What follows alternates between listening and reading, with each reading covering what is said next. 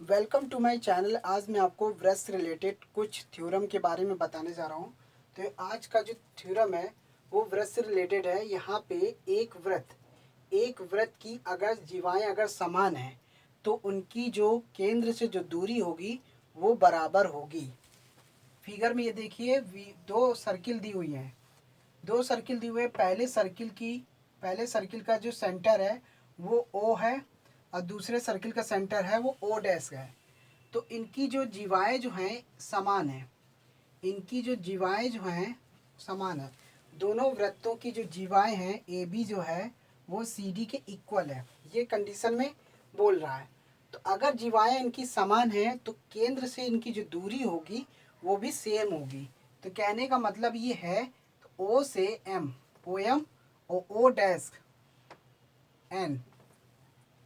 तो कहने का मतलब है अगर इनकी जीवाएं अगर समान है तो इनकी केंद्र से जो दूरी होगी वो भी समान होगी। तो यानी कि O M is equal to O dash N होगा। ये ध्यान रखना है।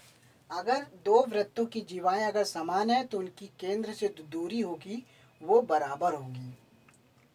तो पहला पॉइंट यही कह रहा है। पहले पॉइंट में यही बताया गया है कि बस अगर दो वृत्तों की जीवाएं समान है तो उनकी केंद्रों से जो दूरी होगी बराबर होगी। सेकंड पॉइंट क्या कहता है? एक वृत्त अथवा सर्वांशं वृत्तों की जीवाएं जीवाएं जो हैं केंद्र से समान दूरी पर हैं। बात आती है अब ये वाला जो पॉइंट है ये पहले वाले पॉइंट का जस्ट अपोजिट है। उसमें बोल रहा था कि अगर दो वृत्तों की जीवाएं अगर समान है तो उनकी केंद्र से जो दूरी होगी वो बराबर होगी। अब यह सेकेंड वाले पॉइंट में ये बोल रहा है अगर दो वृत्तों की जीवाएं अगर दी हुई हैं तो उनकी केंद्र से जो दूरी है वो बराबर है। अगर केंद्र से दूरी अगर बराबर है तो उनकी जीवाएं भी बराबर होंगी। तो सर्किल ये दिया हुआ है, दो सर्किल दिए हुए। पहले सर्किल का पॉइंट जो है वो ओ है और दूसरे सर्किल का पॉइंट है जो ओ डैश है। तो बता रहा है ये दो एक जीवा दी, पहले सर्किल की जो जीवा है वो ए बी है और दूसरे सर्किल की जीवा है वो सी डी है। अब कंडीशन ये कह रहा है कि इनकी डिस्टेंस जो है केंद्र से ओ एम और केंद्र से ओ एम डिस्टेंस और दूसरे सर्किल की जो डिस्टेंस है केंद्र से जीवा तक की जो दूरी है ओ डैश एन है। तो गिवन ये कह रहा है कि इनकी केंद्र से जो दूरी है वो बराबर है O M is equal to O dash N. तो केंद्र से अगर इनकी दूरी बराबर है तो इनकी जीवाएं आपस में बराबर होंगी। अगर ये कंडीशन दी हुई है तो ए बी जो होगा वो सी डी के इक्वल हो जाएगी। कंडीशन में ये बोलेगा अगर इनकी केंद्र से दूरी जो है जीवा तक की दूरी जो है आपस में सेम है तो उनकी जीवाएं भी समान होगी। ये वाला जो पॉइंट है जस्ट वन का पहले वाले पॉइंट का जस्ट अपोजिट है। थर्ड पॉइंट,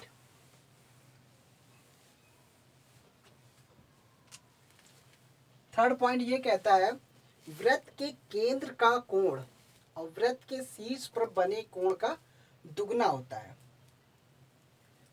कहने का मतलब ये है वृत्त दिया हुआ है, वृत्त के केंद्र पर बना कोण और वृत्त के शीर्ष पर बने कोण ये दिया हुआ है। मान लेते हैं ये वृत्त है, ये आपका वृत्त है और ये आपका केंद्र है।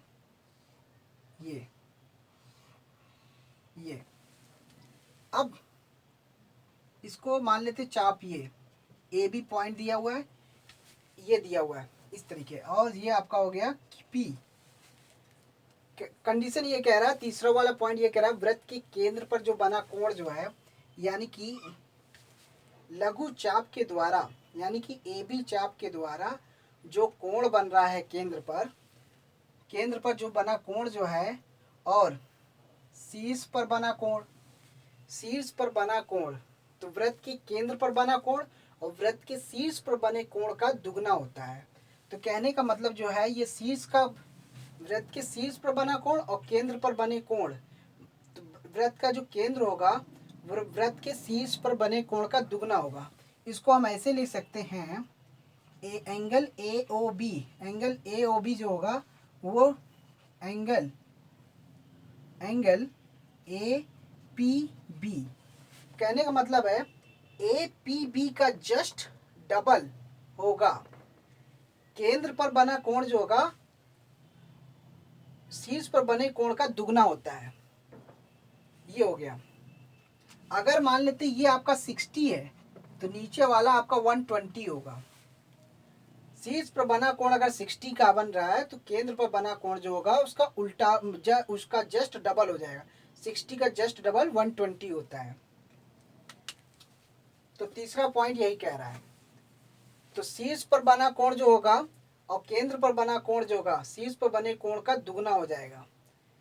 इसी तरीके से चौथा पॉइंट ये कह रहा है वृत्त के शीर्ष पर बना कोण जो होता है वृत्त के केंद्र पर बने कोण का आधा होता है। मान लेते हैं कि चौथा पॉइंट ये कह रहा है वृत्त के शीर्ष पर बना कोण जो है वृत्त के केंद्र पर बने कोण का आधा होता है। अगर वृत्त का केंद्र अगर 120 डिग्री का है तो शीर्ष पर बना कोण जो होगा वृत्त के केंद्र पर बने कोण का आधा होगा। तो कहने का मतलब एंगल ए पी बी जो होगा वो half into angle A O B, यानी कि केंद्र पर बने कोण का आधा हो जाएगा। अगर केंद्र पर बना कोण अगर आपका 120 डिग्री का है तो ये हो जाएगा 60 डिग्री। तो शीर्ष पर बना कोण आपका 60 डिग्री का हो जाएगा। तो कहने का मतलब जो है तीसरा और चौथा पॉइंट जो है दोनों एक दूसरे के अपोजिट है। तो दोनों एक दूसरे के अपोजिट हैं। तो कंडीशन ये कह रहा है अगर आपको शीर्ष का कोण निकालना होगा और वृत्त का केंद्र पर बना कोण दिया हुआ है, यानी कि लघु चाप के द्वारा जो भी कोण जो बन रहा है केंद्र पर, वो शीर्ष पर बने कोण जो होगा वो केंद्र पर बना कोण जो होगा शीर्ष के बने कोण का दुगना हो जाएगा। और या हम इसको कह सकते हैं कि शीर्ष पर बना कोण जो होगा वृत्त के केंद्र पर बने कोण का आधा हो जाएगा। ये होगा। अगर आपको शीर्ष का बना हुआ कोण निकालना है तो केंद्र का आधा कर दीजिए। अगर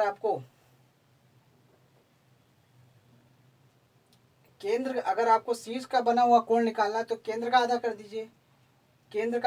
अगर आपको केंद्र पर बना हुआ कोण निकालना है और शीर्ष का बना हुआ कोण दिया हुआ है तो उसका डबल कर देंगे तो आपका केंद्र का बना हुआ कोण निकल जाएगा। तो बस कंडीशन आपको ये ध्यान रखना है कि वृत्त के केंद्र पर बना हुआ जो कोण होगा वृत्त के शीर्ष पर बने कोण का दुगना होगा और वृत्त के शीर्ष पर बना कोण जो होगा वृत्त के केंद्र पर बने कोण का आधा होता है।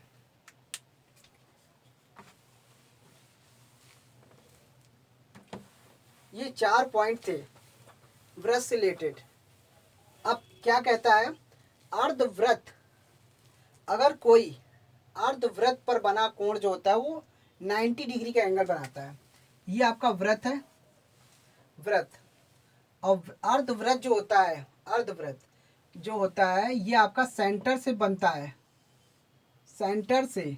और वृत्त के शीर्ष पर बना कोण जो होता है वो हमेशा 90 डिग्री का बनता है, 90 डिग्री पर बनता है। ये अर्धवृत्त का कोण जो होता है वो समकोण होता है, वो चाहे इधर बने चाहे इधर बने, लेकिन आपका अर्ध जो चाप होगा वो डायामीटर होना चाहिए, यानी कि आपका जो जीवा होनी चाहिए ए बी जो है जीवा जो होगी वो वृत्त का व्यास होना चाहिए।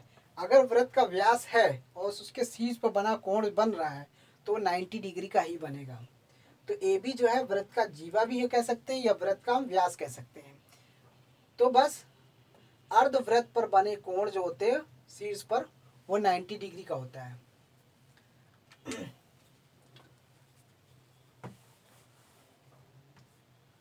अब 6 पॉइंट क्या कहते हैं, एक ही वृत्तखंड के कोण बराबर होते हैं, एक ही वृत्तखंड के कोण बराबर होते हैं। या इसको हम ऐसे कह सकते हैं, किसी वृत्त के एक ही चाप के द्वारा परिधि पर अंतरित कोण बराबर होते हैं। यानी कि अगर वृत्त के एक ही चाप के द्वारा, यानी कि ए बी एक चाप है, चाप ये होता है ए बी, चाप को हम ज़्यादातर इस तरीके से इंडिकेट करते हैं,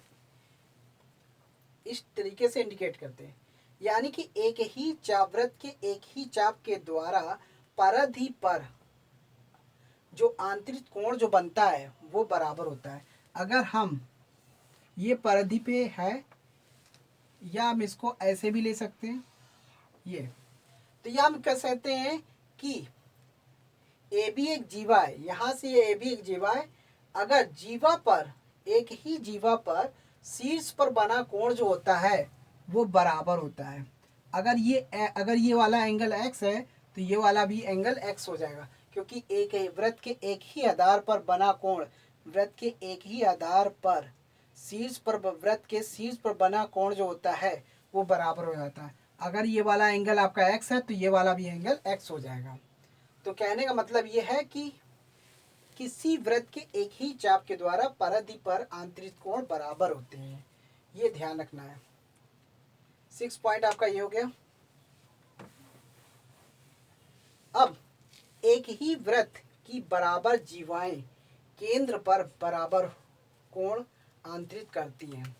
यानी कि आपका एक वृत्त है, एक वृत्त की बराबर जीवाएं, मान लेते हैं पहली जीवा जो है वो आपका ए बी है और दूसरी जीवा जो है वो आपका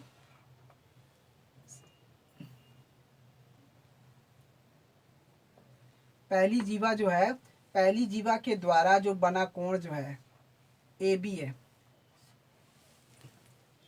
और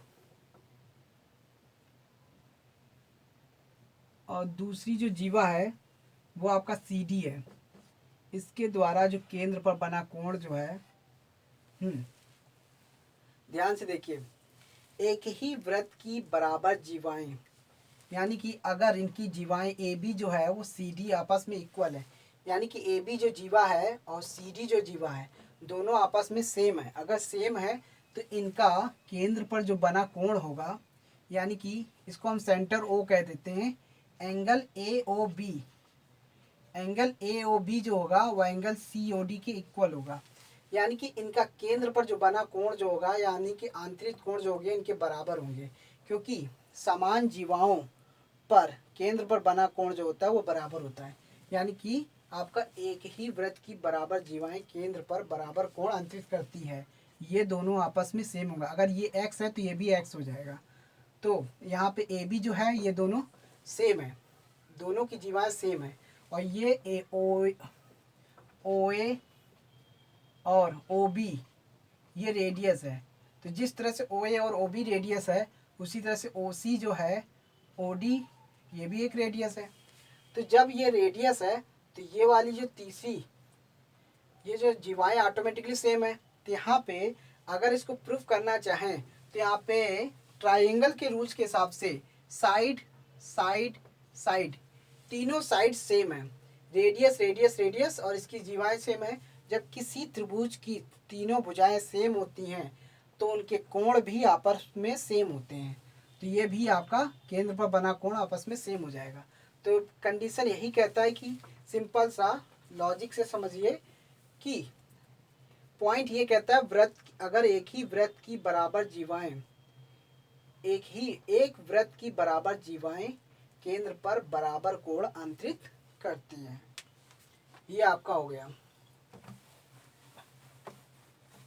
अब बचता है 8वां पॉइंट, चक्रीय चतुर्भुज यानी कि साइक्लिक क्वाड्रिलेटरल चक्रीय चतुर्भुज के सम्मुख कोणों के किसी भी युग्म का योगफल जो होता है वो 180 डिग्री का होता है। ये आपका ये सर्किल दिया हुआ है और ये पॉइंट दिए हुए हैं।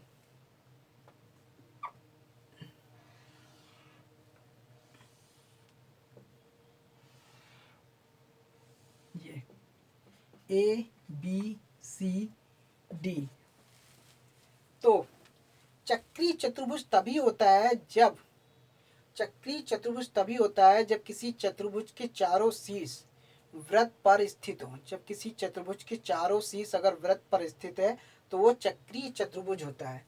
अब बात आती है, अगर चक्रीय चतुर्भुज है तो चक्रीय चतुर्भुज होने की कंडीशन में तो उनके सम्मुख कोणों के किसी भी युग्म का योगफल जो होता है वो 180 डिग्री होता है। अगर एंगल ए जो है वो एंगल ए और एंगल सी का योगफल angle A plus angle C जो होगा 180 डिग्री होगा।